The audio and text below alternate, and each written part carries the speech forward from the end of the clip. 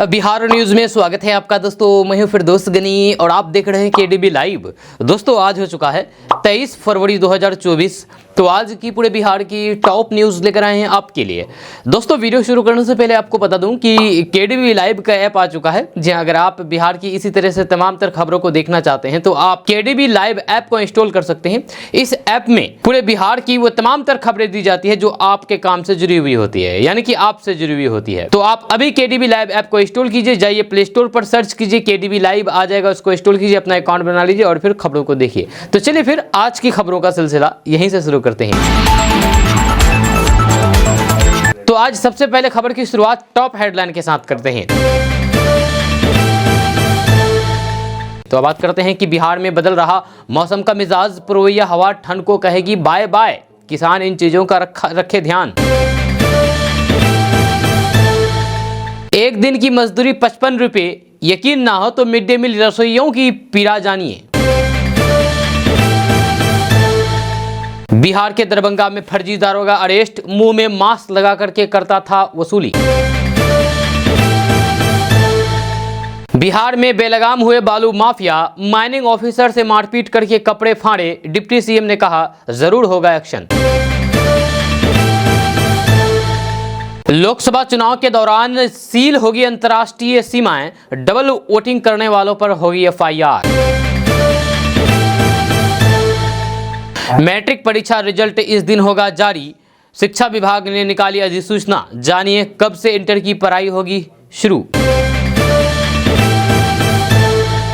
CM Nitish Kumar ने दी बड़ी सौगात, 1555 करोड़ की योजनाओं का किया उद्घाटन, 1351 करोड़ की योजनाओं का भी किया शिलान्यास।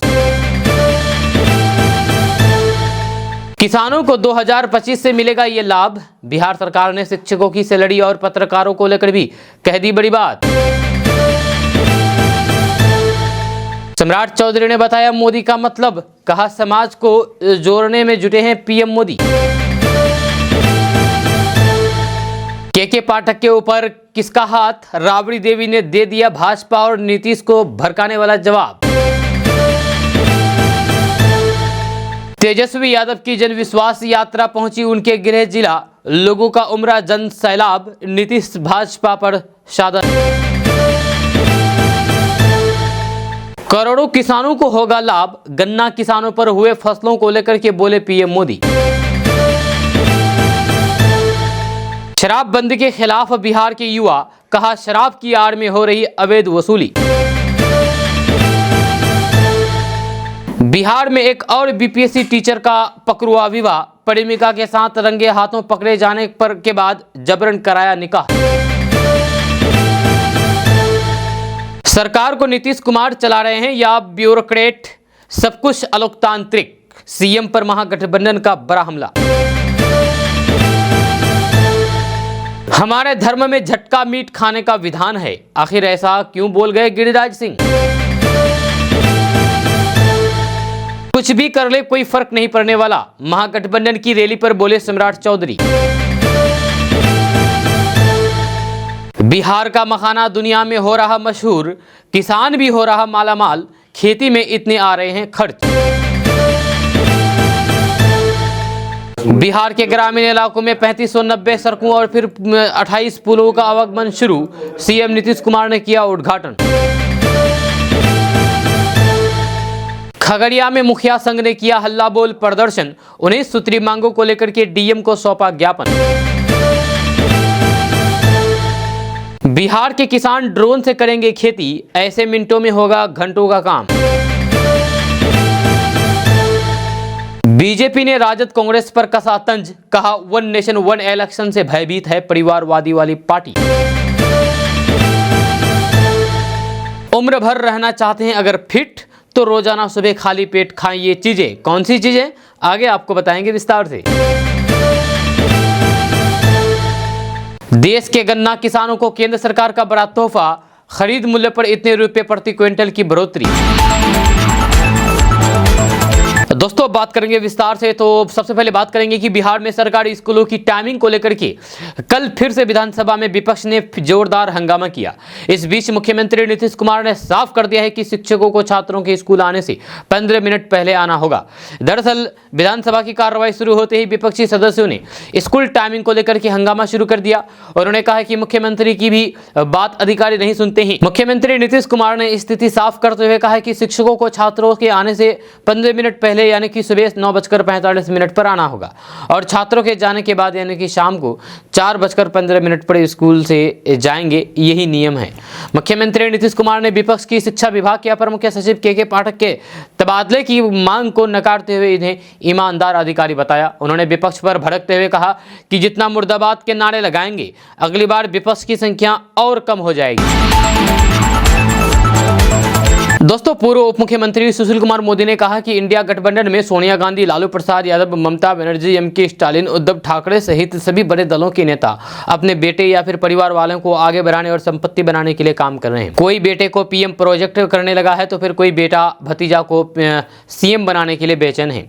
ये लोग देश की सेवा क्या करेंगे। सुशील कुमार मोदी ने कहा है कि देश की 140 करोड़ जनता को ही परिवार मान करके गरीब, युवा, महिला और फिर किसानों के विकास के लिए दिन रात काम करने वाले प्रधानमंत्री नरेंद्र मोदी का एनडीए गठबंधन कभी मुकाबला नहीं कर पाएगा। सुशील कुमार मोदी ने आगे कहा है कि परिवारवाद और भ्रष्टाचार में डूबी राजनीति के चलते यूपीए के 10 वर्ष में कोल ब्लॉक, 2G स्पेक्ट्रम जैसे करोड़ों रुपए के घोटाले हुए हैं, जबकि राष्ट्र पहले की नीति और फिर गरीबों पिछड़ों की मदद की नेक नियति वाली एनडीए सरकार के 10 वर्ष में भ्रष्टाचार का एक भी आरोप नहीं लगा। जब 25 करोड़ लोग गरीबी रेखा से ऊपर आए हैं। दोस्तों बिहार में मौसम बदल रहा है, मौसम का मिजाज अब बदलने लगा है। जी हाँ, आपको बता दूं कि सुबह में आसमान में बादल छाए रहे। कल के बारे में बात करते हैं। ये सुबह में आसमान में बादल छाए रहे, बूंदाबूंदी के बीच धूप निकली, शाम ढलने के साथ ही हल्की ठंड का एहसास हुआ। वरिष्ठ मौसम वैज्ञानिक ए सत्तार ने बताया है कि अब पश्चिमी विक्षोभ का प्रभाव नहीं है। एक सप्ताह में ठंड की विदाई हो जाएगी। जब दिन का तापमान 26 से 27 डिग्री सेल्सियस के बीच तो रात का तापमान 14 से 15 डिग्री सेल्सियस के बीच रहेगा जब पूर्वा हवा चलेगी। डॉक्टर ये सत्तार ने बताया है कि बूंदाबूंदी से रबी फसल को लाभ होगा। जहां आम और फिर लीची पर जमे धूल साफ हो गए। जहां डॉक्टरों की सलाह है कि रात में पंखा और फिर एसी को नहीं चलाएं। दोस्तों बिहार के स्कूलों में बच्चों को मिड डे मील पर आफत है। जहां बिहार भर के यानी कि पूरे बिहार के हजारों रसोइयां सड़क पर उतरेगी। इनकी सबसे बड़ी मांग मानदेय बढ़ोतरी की है। इसी मांग को लेकर के प्रदेश भर के मिड डे मील रसोइयां विधानसभा के समक्ष विरोध प्रदर्शन करेगी। ऐसे में स्कूलों में मिड डे मील बनाने की सूरत नहीं दिख रही है। दरअसल प्रदर्शन को देखते हुए भी स्कूलों में वैकल्पिक इंतजाम नहीं किए जाने की खबरें हैं। ऐसे में आज मिड डे मील पर पाबंदी रह सकती है। जानकारी के अनुसार रसोइयों को 21,000 रुपये मानदेय देने, राज्य कर्मी का दर्जा देने, केंद्रीकृत किचन को रद्द करने जैसे मांगों को लेकर के विधानसभा पर प्रदर्शन में भाग लेने को बिहार राज्य विद्यालय रसोइया संघ की ओर से राज्य के अलग अलग जिलों से हजारों रसोइयों का जत्था पटना पहुंचेगा। ये रसोइया पटना के गर्दनी बाग में प्रदर्शन करेंगे और विधानसभा तक अपनी आवाज पहुंचाएंगे। मिड डे मील रसोइयों का आरोप है कि सबसे कम मानदेय पर रसोइयों से काम कराया जाता है। जहां खाना बनाने, खिलाने, बर्तन धोने के अलावे भी काम रसोइयों से कराया जाता है, जबकि सरकार मात्र 1650 रुपये मानदेय रसोइयां देती है। यह 12 महीने काम कराया जाता है, जबकि सरकार 10 महीने का मानदेय देती है। यह इतना ही नहीं, बात बात पर शिक्षक रसोइयों को हटाने की भी धमकी दी जाती है। आपको बता दें कि बिहार के स्कूलों में महिलाएं रसोइया का काम करती है और इन्हें मानदेय के रूप में मात्र 1650 रुपये हर महीने भुगतान किया जाता है। इन रसोइयों को 55 रुपये प्रतिदिन के हिसाब से मात्र 1650 रुपये महीने का भुगतान किया जाता है। खास बात यह है कि गर्मी की छुट्टी में 1 महीना स्कूल में अवकाश रहता है तो फिर रसोइयों को मानदेय का भुगतान नहीं होता है। यह गौरतलब है कि बिहार के स्कूलों में 2,48,000 रसोइया हैं और इनमें हर एक को महज 55 रुपये रोज की मजदूरी मिलती है। जानकारों की नज़र में ये श्रम कानून का उल्लंघन है, क्योंकि कुशल, अर्धकुशल और अकुशल मजदूरों की मजदूरी की तय सीमा से भी काफ़ी कम है। ऐसे में अब ये अपनी मांगों को लेकर के सड़क पर उतर चुके हैं और विधानसभा घेरने की तैयारी में हैं। दोस्तों बिहार में बालू माफिया, भू माफिया, गुंडा बेलगाम हो चुका है। जहां आपको बता दूं कि बिहार में बालू माफिया बेलगाम हो गए हैं। इन लोगों के अंदर से पुलिस प्रशासन का डर भय सब खत्म हो चुका है। यही वजह है कि ये लोग बड़े ही आसानी से कहीं भी किसी भी वक्त पुलिस टीम पर जानलेवा हमला कर दे रहे हैं। इसी कड़ी में अब एक ताज़ा मामला बिहार के मधुबनी से निकल करके सामने आ रहा है, जहां जिला खनिज विकास पदाधिकारी पर बालू माफियाओं ने हमला कर दिया। इतना ही नहीं, छापेमारी में जब उजला बालू लदे 2 ट्रकों को आरोपी जबरन छुरा करके ले गए। इस दौरान पदाधिकारी से मारपीट और फिर बदसलूकी की गई, जहां इनके कपड़े तक फाड़ दिए गए। दोस्तों, लोकसभा चुनाव बहुत नज़दीक है, बहुत जल्द ही आने वाली है। अब इसको लेकर के तैयारियां शुरू हो चुकी है। बिहार में भी इसको लेकर के तैयारियां शुरू हो चुकी है और बिहार में अंतर्राज्यीय सीमाएं सील करने की तैयारी में लगी हुई है और वहीं पर डबल वोटिंग करने पर FIR दर्ज करने की भी तैयारी चल रही है। आपको बता दूं कि देश के मुख्य चुनाव आयुक्त राजीव कुमार ने कहा है कि लोकसभा चुनाव के दौरान अंतर्राज्यीय सीमाएं सील की जाएगी। आयोग ने बिहार की 40 लोकसभा सीटों एवं झारखंड की 14 सीटों पर चुनावी तैयारियों की समीक्षा की।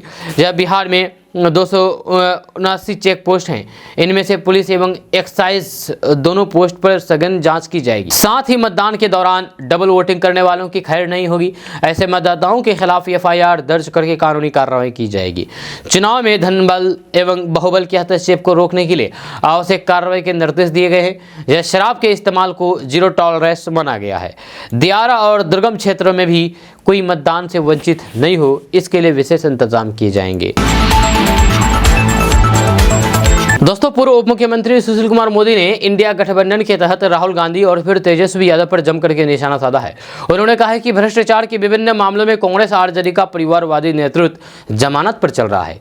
दोनों दल अपने अपने राजकुमारों को यात्रियों की नौटंकी से लॉन्च करने में लगे हैं। यदि इसका कोई भी असर होता है तो फिर 3 बड़े हिंदी भाषी राज्यों में कांग्रेस की हार न होती। इंडिया गठबंधन में सोनिया गांधी, लालू प्रसाद यादव, ममता बनर्जी, MK स्टालिन, उद्धव ठाकरे सहित कई बड़े दलों के नेता अपने बेटे या फिर परिवार वालों को आगे बढ़ाने और फिर संपत्ति बनाने के लिए काम कर रहे हैं। उन्होंने कहा है कि कोई बेटे को PM प्रोजेक्ट करने में लगा है तो फिर कोई बेटा भतीजा को CM बनाने के लिए बेचैन है। ये लोग देश की सेवा क्या करेंगे? ये लोग तो खुद अपने परिवार वालों को आगे बढ़ाने में लगे हुए हैं। दोस्तों, बिहार मैट्रिक की परीक्षा दे रहे छात्रों के लिए बड़ी खबर है कि मार्च के तीसरे हफ्ते में ही परीक्षा परिणाम जारी हो जाएगा। जहां इस संबंध में शिक्षा विभाग की तरफ से अधिसूचना जारी कर दी गई है और फिर इंटर में एडमिशन को लेकर के सिलसिलेवार ढंग से बताया गया है। जहां शिक्षा विभाग की तरफ से जारी की गई अधिसूचना के मुताबिक बिहार में अप्रैल माह में ही इंटरमीडिएट में एडमिशन की प्रक्रिया शुरू हो जाएगी। इंटर में एडमिशन के लिए ऑफिस पोर्टल के जरिए ऑनलाइन आवेदन लिया जाएगा। ये ऑनलाइन आवेदन 25 अप्रैल तक लिए जाएंगे। इसके बाद 8 मई तक पहले फेज के तहत दाखिला हो जाएगा, जहां साथ ही साथ 16 मई से स्कूलों में एंट्री की पढ़ाई शुरू हो जाएगी। 31 जुलाई तक इंटर में एडमिशन खत्म हो जाएगा। दोस्तों, CM नीतीश कुमार ने बिहार वासियों के लिए बड़ी सौगात दी है। 1555 करोड़ रुपए की योजनाओं का उद्घाटन किया है और साथ ही साथ 1321 करोड़ का शिलान्यास किया गया है। आपको बता दूं कि बिहार के मुख्यमंत्री नीतीश कुमार ने भवन निर्माण विभाग की कई योजनाओं का उद्घाटन किया। मुख्यमंत्री आवास स्थित संकल्प में आयोजित कार्यक्रम में CM नीतीश कुमार ने बिहार वासियों को बड़ी सौगात दी है। यह मुख्यमंत्री ने भवन निर्माण विभाग एवं बिहार राज्य भवन निर्माण विभाग निगम द्वारा क्रियान्वित 21 विभागों की 1555 करोड़ रुपए की 132 योजनाओं का उद्घाटन किया है। इसके साथ ही मुख्यमंत्री नीतीश कुमार ने 1321 करोड़ रुपए की 110 योजनाओं का शिलान्यास किया है। इन मौके पर बिहार के डिप्टी CM सम्राट चौधरी और फिर विजय सिन्हा भी मौजूद थे। साथ ही भवन निर्माण मंत्री अशोक चौधरी भी मौजूद थे। दोस्तों, बिहार के हर खेत को साल 2025 तक सिंचाई का पानी पहुंचाने का लक्ष्य है। जब ये काम प्रगति पर है, इसे 2025 के अंत तक पूरा कर लिया जाएगा। जल संसाधन मंत्री विजय कुमार चौधरी ने विधान परिषद की दूसरी पाली में बजट पर विभागवार वाद विवाद के दौरान ये बातें कही हैं। जब बुधवार को विधान परिषद में जल संसाधन, शिक्षा विभाग, ग्रामीण कार्य, परिवहन, योजना एवं विकास, विज्ञान प्रौद्योगिकी एवं तकनीकी शिक्षा, सूचना एवं जनसंपर्क, सूचना प्रौद्योगिकी तथा खाद्य एवं उपभोक्ता संरक्षण विभाग के आय व्यय पर भी चर्चा हुई है। मंत्री विजय कुमार चौधरी ने सरकार का पक्ष रखते हुए कहा कि सरकार की ओर से इसकी तकदीक की गई है, जो कि शिक्षकों के वेतन मद में भी गई राशि उसी काम में खर्च हो। जल संसाधन पर बोलते हुए मंत्री ने कहा कि बिहार के कुल क्षेत्रफल का लगभग 73% इलाका बाढ़ प्रवण है, यानी कि यहाँ बाढ़ आने की आशंका है। बिहार के कुल 94 लाख हेक्टेयर में 68 लाख हेक्टेयर का इलाका बाढ़ प्रवण है। राज्य सरकार ने इनमें से 40 लाख हेक्टेयर क्षेत्रों को सुरक्षित कर लिया है। कोसी, गंडक, बागमती जैसी नदियों के कारण आने वाले बाढ़ का निदान हाई डैम है, जहां इसके लिए जगह भी चिन्हित है, मगर इलाका नेपाल में होने के कारण सरकार कुछ भी करने में अक्षम है।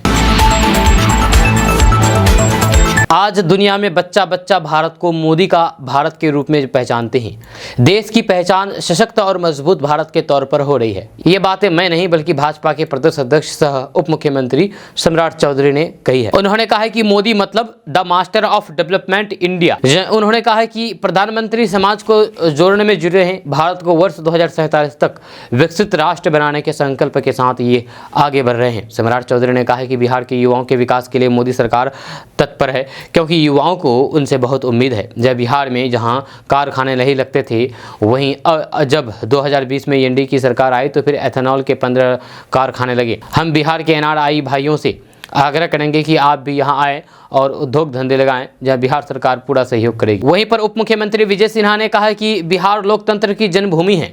जब प्रदेश आज सुरक्षित हाथों में है और यहां विकास तेजी से हो रहा है। जब बिहार की छवि काफ़ी बदली है, अब जंगल राज जैसी कोई भी चीज़ नहीं है। बिहार में कानून का राज है, इसलिए हम अपने एनआरआई साथियों से कहना चाहेंगे कि ये बिहार की तरक्की में आप सहयोग करें।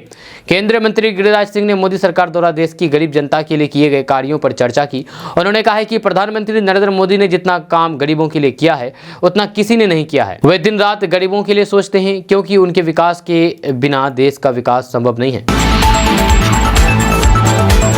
दोस्तों, बिहार की पूर्व मुख्यमंत्री राबड़ी देवी ने शिक्षा विभाग के अपर मुख्य सचिव के पाठक को लेकर के बहुत बड़ा बयान दिया है। राबड़ी देवी ने मीडिया से बातचीत करने के दौरान कहा है कि बिहार में अब गुंडा राज आ गया है, जब यहाँ अधिकारी अपनी मनमानी कर रहे हैं। उन्होंने कहा है कि भाजपा और नीतीश कुमार ने अधिकारियों को सिर पर चढ़ा करके रख दिया है। उन्होंने कहा है कि भाजपा और नीतीश कुमार ने अधिकारियों का मन बढ़ा दिया है। आपको बता दूं कि मुख्यमंत्री नीतीश कुमार के निर्देश पर बिहार के सभी सरकारी विद्यालयों का समय बदल गया है। इससे संबंधित अधिसूचना शिक्षा विभाग की ओर से जारी कर दी गई है। वहीं शिक्षकों को भी स्कूल में समय से पहले पहुंचने का निर्देश दिया गया है। इस बात को लेकर के पक्ष और फिर विपक्ष के बीच घमासान जारी है। इन मुद्दों को लेकर के विपक्ष सदन में नीतीश कुमार मुर्दाबाद के नारे भी लगाए, जिसके बाद सीएम नीतीश कुमार अचानक खड़े हो गए और फिर शिक्षकों के साथ सभी नेताओं को चेतावनी दे डाली। वहीं तेजस्वी यादव से लेकर के राबड़ी देवी तक इस मुद्दे को लेकर के नीतीश कुमार को घेरने में जुटे हुए हैं। दोस्तों, जनविश्वास यात्रा के तहत तेजस्वी यादव कल गोपालगंज पहुंचे, जहां गोपालगंज में भ्रमण किए, जहां हजारों कार्यकर्ताओं की हुजूम उमड़ पड़ी और साथ ही साथ तेजस्वी यादव ने मंच भी संबोधित किया। तेजस्वी यादव के तीसरे दिन की यात्रा सिवान, छपरा और फिर आरा में हुआ है। जहां आरा से तेजस्वी यादव अपनी पहली यात्रा शुरुआत की है। आपको बता दूं कि आज 23 फरवरी को बक्सर, रोहतास, औरंगाबाद, 24 फरवरी को गया, नवादा, नालंदा, जहानाबाद, 25 फरवरी को वैशाली, समस्तीपुर, दरभंगा और मधुबनी, 26 फरवरी को सुपौल, अररिया, पूर्णिया और मधेपुरा, 27 फरवरी को सहरसा, खगड़िया, मुंगेर, बेगूसराय, 28 फरवरी को कटिहार, भागलपुर में जनसभाओं को संबोधित करेंगे। जबकि 29 फरवरी को 11 दिन में राजेंद्र स्टेडियम कटिहार में और 2 बजे दिन में शाहजहां मेला मैदान, नाथनगर, भागलपुर में जनसभा में नेता प्रतिपक्ष शामिल होंगे। इसके बाद वे ये रात्रि विश्राम बांका में करेंगे। फिर 1 मार्च को 11 बजे में चिरैया मोड़ बांका, 1:30 बजे दिन में श्री कृष्ण स्टेडियम मैदान जमुई और 4:30 बजे लखीसराय में नुक्कड़ सभा को संबोधित करेंगे और इसके बाद पटना वापस लौट जाएंगे। दोस्तों, गन्ना किसानों पर हुए फैसले पर प्रधानमंत्री नरेंद्र मोदी ने बहुत कुछ कहा है। उन्होंने कहा है कि करोड़ों किसानों को इससे फायदा होगा। आपको बता दूं कि प्रधानमंत्री नरेंद्र मोदी ने गन्ना किसानों को लेकर के कहा है कि देश भर के किसान भाई बहनों कल्याण से जुड़े हर संकल्प को पूरा करने के लिए हमारी सरकार प्रतिबद्ध है। इसी कड़ी में गन्ना खरीद की कीमत में ऐतिहासिक बढ़ोतरी को मंजूरी दी गई है। इस कदम से हमारे करोड़ों गन्ना उत्पादक किसानों को लाभ होगा। केंद्रीय मंत्रिमंडल ने चीनी सत्र 2024-25 के लिए चीनी मिलों की ओर से देय गन्ने के उचित और फिर लाभकारी को मूल्य को मंजूरी दी है।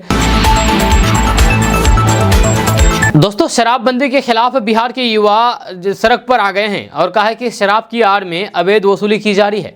जब बिहार में सत्ता परिवर्तन के बाद से सियासी पारा चढ़ा हुआ है, जहां आगामी लोकसभा चुनाव को देखते हुए राजनीतिक पार्टियां चुनावी तैयारी में जुट गई है। जब चुनावी मौसम में इंडिया गठबंधन और एनडीए गठबंधन को लेकर के जनता के बीच बिहार में क्या माहौल है, इसको लेकर एक न्यूज़ चैनल की टीम ने ग्राउंड रिपोर्ट लेने के लिए जनता के बीच पहुंची। इसी क्रम में बिहार के सीवान जिले में विभिन्न संगठनों से जुड़े हुए लोगों से बातचीत की गई। युवाओं ने भी अपनी बात रखी। उन्होंने कहा कि नीतीश कुमार पर अब भरोसा नहीं रहा, जब वे जनता के हितों की नहीं सिर्फ अपना हितों की सोचते हैं। जब बिहार में जब उनकी कुर्सी डगमगाई है, उन्होंने पाला बदल करके अपनी कुर्सी बचाई है। मुन्ना कुमार ने कहा है कि पूर्व उप मुख्यमंत्री तेजस्वी यादव जनविश्वास यात्रा निकाल रहे हैं, ये अच्छी बात है। वहीं जब उनसे पूछा गया है कि आप वोट किसको देंगे, तो फिर ये सोच करके बोलेंगे। मुन्ना कुमार ने कहा कि बिहार में जो शराब चालू करेगा, हम उन्हीं को वोट देंगे। यह शराबबंदी सिर्फ कागजों पर ही है, हकीकत में शराब की बिक्री हर जगह हो रही है। या इसके साथ ही शराब की आड़ में अवैध वसूली चालू है। जब पुलिस प्रशासन सबकी मिली भगत से ये धंधा हो रहा है। बिहार में जब शराब चालू था तो फिर लोग जहरीले शराब पी करके नहीं मरते थे। शराबबंदी के बाद से चोरी छिपे जहरीली शराब बनती है, उसे पी करके लोगों की जान जारी है। जो शराब पीने का आदी है, वह किसी भी हाल में शराब नहीं पीना छोड़ेगा। दोस्तों, बड़ी खबर बिहार से आई है। बिहार में एक बार फिर से पकड़ुआ विवाह हुआ है। आज जी हाँ, आपको बता दूं कि बिहार में एक और बीपीएससी टीचर का पकड़ुआ विवाह हुआ है। अब प्रेमिका के साथ रंगे हाथ में पकड़े जाने पर बीपीएससी टीचर की जबरन शादी करा दी गई। आपको बता दूं कि ये मामला मुजफ्फरपुर का है।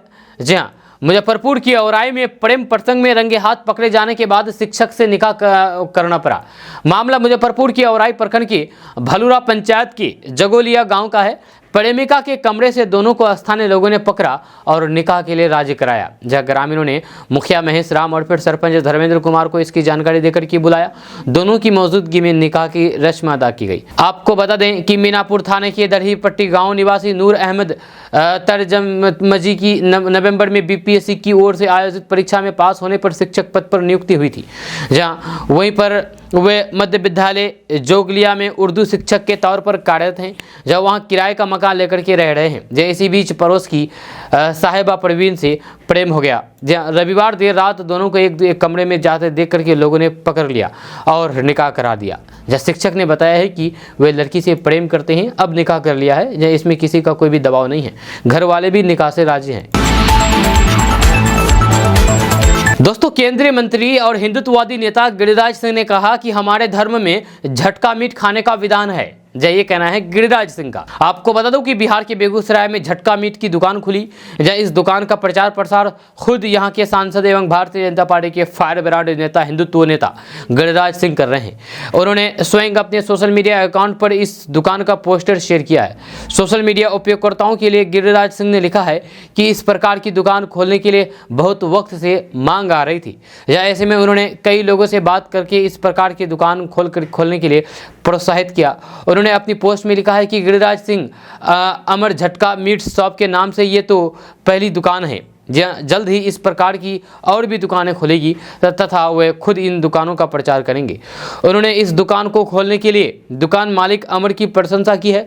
इस दुकान का उद्घाटन करते हुए सांसद गिरिराज सिंह ने लोगों को संबोधित भी किया। उन्होंने कहा कि हमारे धर्म में झटका मीट खाने का विधान है तथा इन दुकानों से हमें झटका मीट गारंटी के साथ मिलेगी।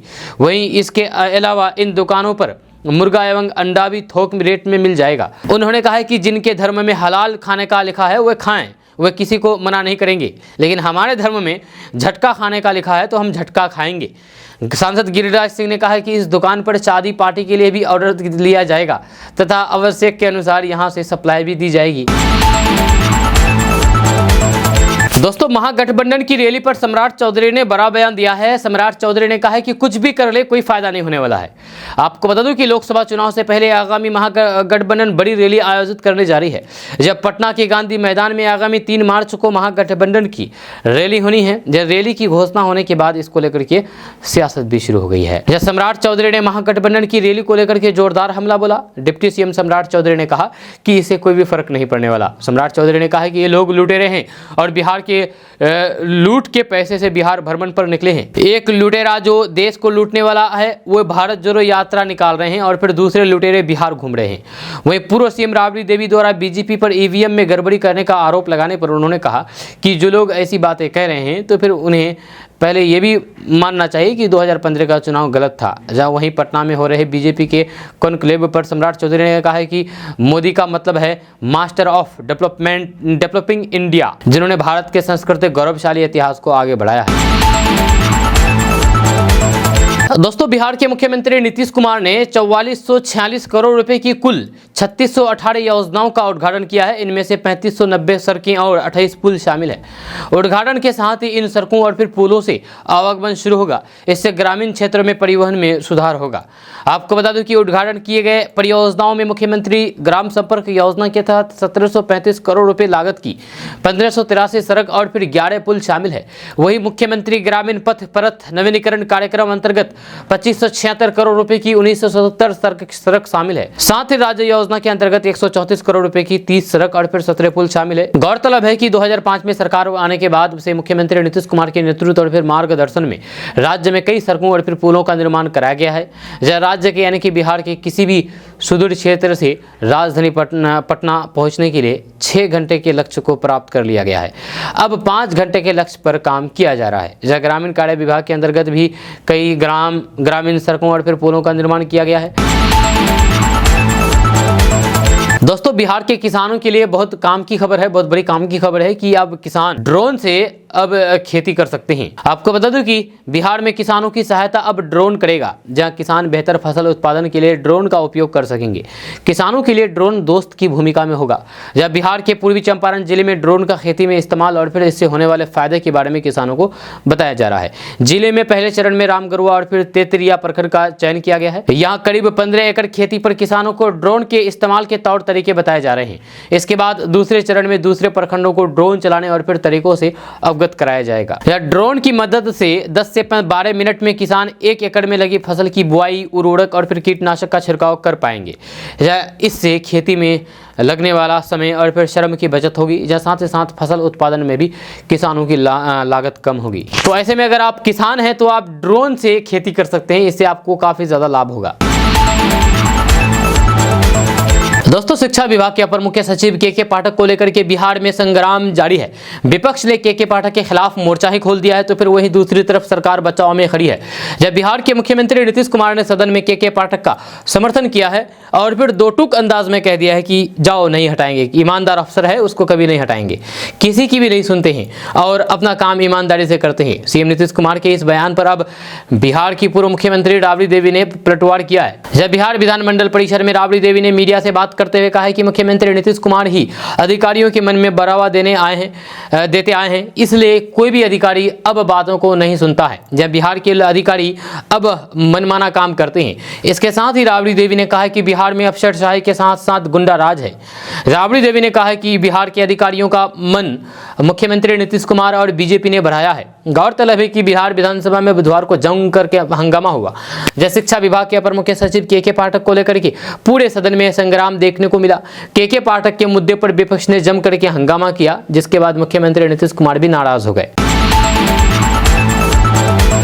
दोस्तों, के पाठक को हटाने को लेकर के भारी हंगामा हुआ है। जी हां, आपको बता दूं कि बिहार विधानसभा में के पाठक को हटाने की मांग को लेकर के विपक्ष ने भारी हंगामा किया। भारी हंगामे के बीच सदन की पहली पाली की कार्रवाई चलती रही। बाद में स्पीकर ने दोपहर 2 बजे तक के लिए सदन की कार्रवाई को स्थगित कर दिया। विधानसभा के बाद विधान परिषद में के पाठक को लेकर के सत्ताधारी दल और विपक्ष एक साथ आ गए और के पाठक के खिलाफ कार्रवाई की मांग की। दरअसल विधान परिषद में भी के पाठक को लेकर के खूब हंगामा हुआ, जहां विपक्ष के नेता के पाठक के ऊपर मनमानी करने का आरोप लगा करके हंगामा कर रहे हैं।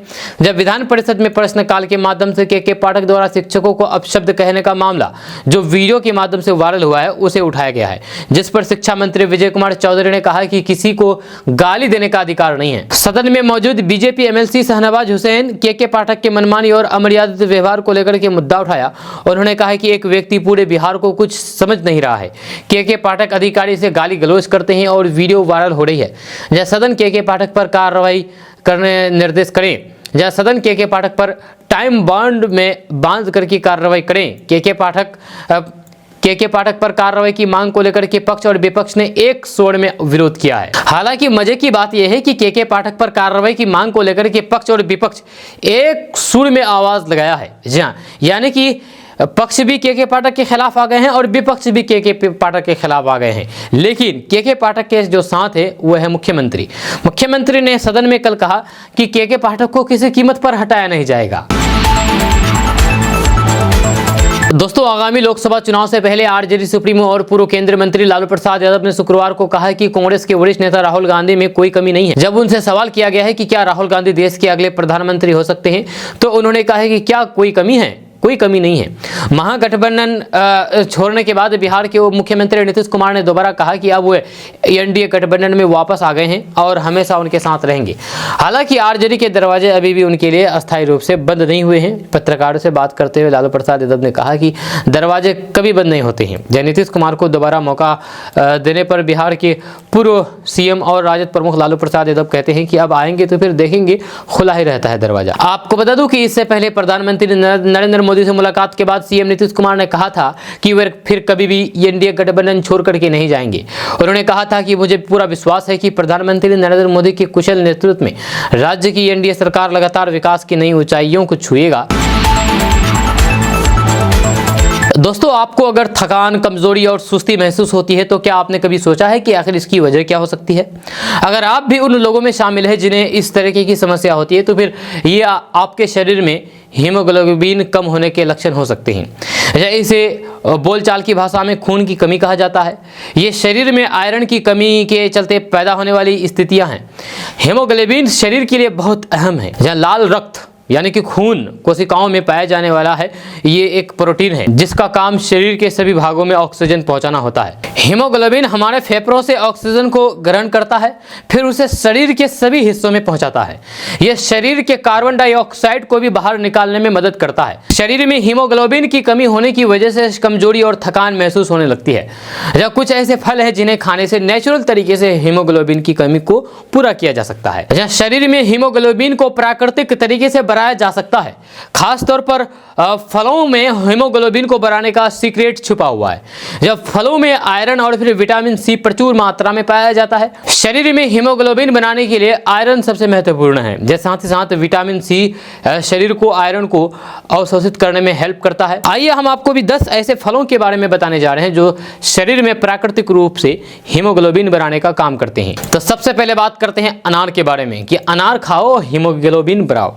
हमारे शरीर को रोज डाइट के लिए अनार बहुत काम का फल है। जहाँ अनार में आयरन होता है जो हीमोग्लोबिन का एक महत्वपूर्ण घटक है। ये आयरन, विटामिन सी और फिर एंटीऑक्सीडेंट से भरपूर होता है जो हीमोग्लोबिन और रक्त संचार को बढ़ाता है। वहीं पर आप केले अगर खाते हैं तो केले को शक्तिवर्धक माना जाता है।